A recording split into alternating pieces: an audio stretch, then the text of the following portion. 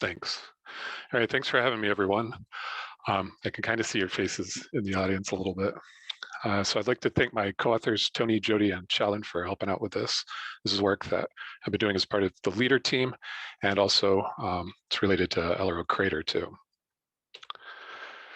So we've had a series of papers where we've predicted that dielectric breakdown or sparking can occur on the moon in very cold regions down below about 100 Kelvin or so. So on the night side, some parts of the night side, also in permanently shadowed regions. And this is caused by large solar energetic particle events, or SEP events, that charge just the top millimeter or so of lunar soil. And when the soil is very cold, its electrical conductivity is very, very low. And so it has a hard time dissipating any of this charging. So high electric fields can build up, which may lead to sparking. If this happens, then the sparking is going to cause melting, vaporizing. It's going to create nanophase iron. It may even cause comminution by fragmenting parts of the grains. And one of the challenges in this is trying to figure out what are the observational signatures of breakdown if it does occur on the moon. So we've just published a study earlier this year that builds on the work of Simidal 2017, who came up with some innovative techniques to look for longitudinal variations in solar wind weathering on the moon. So as the moon passes through the magnetotail, the micrometeoroid flux doesn't change at all. The solar wind gets shut off. And so then the question for us is, are SEPs affected as the moon passes through the magnetotail? So this plot from our paper shows particle energy on the y-axis of the electrons, which are the solid curve, and protons, which are the dashed curve. And then on the x-axis is the gyre radius of those particles. And you can, so this is for typical magnetotail magnetic field strength of about 10 nanotesla. And the vertical white line that you see there at 1 is the radius of the magnetotail. So anything to the left of that line is likely to be deflected by the magnetotail. And then anything above that red line, so anything above about 10 keV or so, is potentially breakdown causing. There are experiments that show that electrons with energies as low as maybe 20 or 30 keV can cause breakdown. And that sweet spot then, to the left of the white line and above the red line, is where the bulk of SEP particles are. And so it seems like the magnetotail can provide shielding to the moon from SEP particles. This cartoon shows one of the implications of that. So here's the situation where the moon's entering the magnetotail. It can be just inside or just outside. And SEPs are pretty much isotropic, both SEPs protons and electrons during an event. And so you can see the big arrows show that's the nominal flux of SEPs at the moon.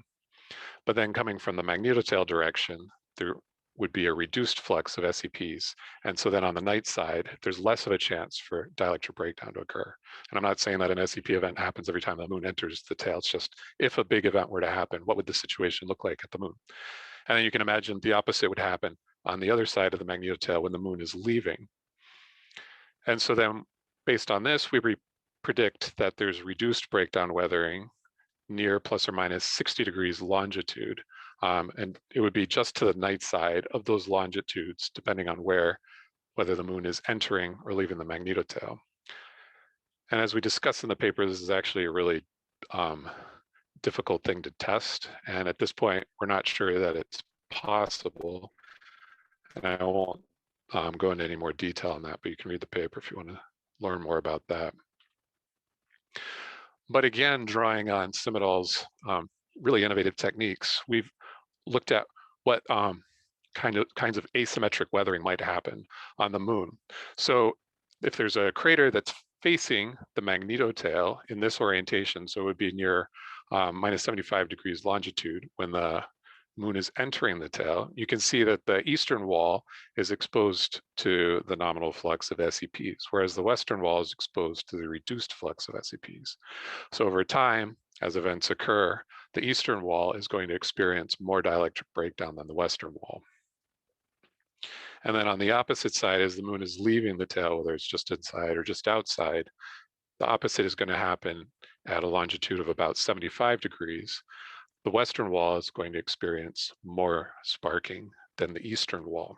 So this creates an asymmetry based on where the crater is on the moon, what its longitude is.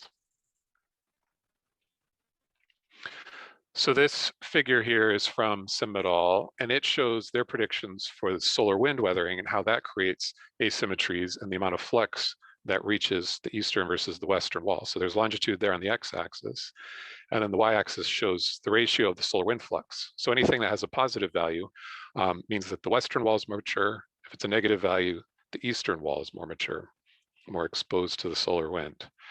And you can see those dashed blue lines there are their predictions for where the peak asymmetries in solar wind weathering will occur. It's on the day side, so it's at plus or minus 45 degrees longitude, depending on whether the moon is entering or leaving the tail.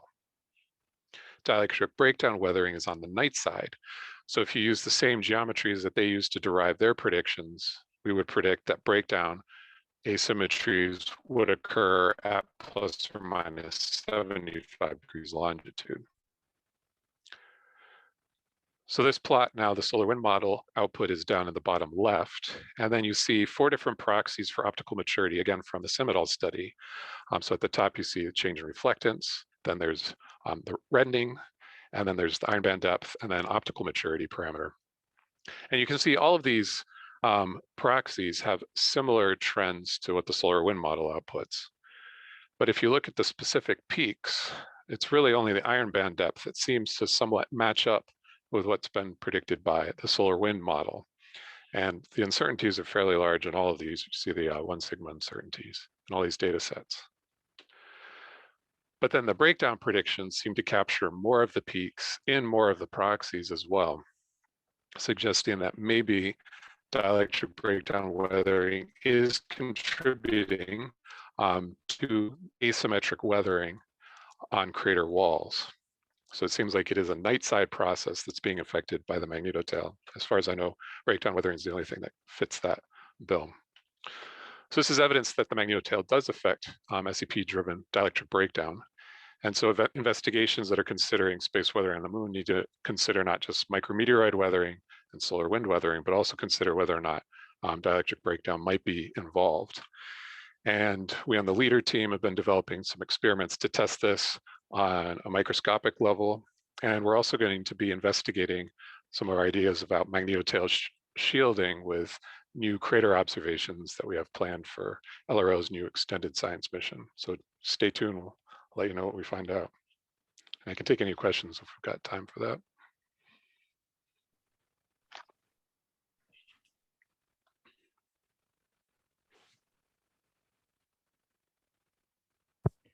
Thank you, Andrew. We do have time for questions, so please, in the room.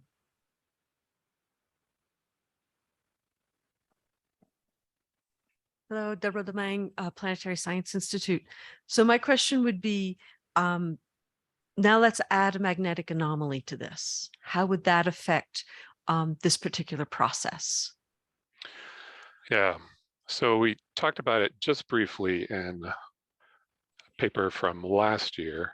So the magnetic anomalies, as far as I can tell, the magnetic fields are too weak to affect any of the ions. So the SEP protons just go right in. The very lowest energy of the SEP electrons are still possibly somewhat deflected. Now I've just done back of the envelope calculations, just looking at magnetic field strengths and gyro radii.